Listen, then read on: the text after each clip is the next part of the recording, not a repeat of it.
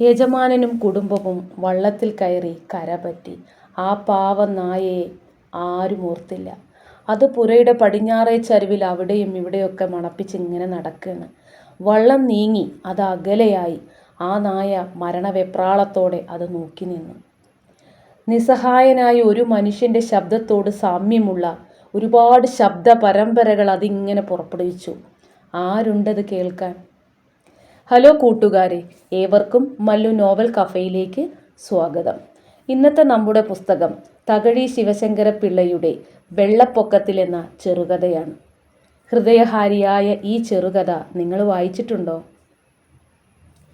വെള്ളമിരച്ചു കയറുന്ന ആ മേൽക്കുരയിൽ വിശപ്പും ദാഹവുമായി ആ നായ ദിവസങ്ങളോളം ഒറ്റയ്ക്ക് കഴിയുന്നു.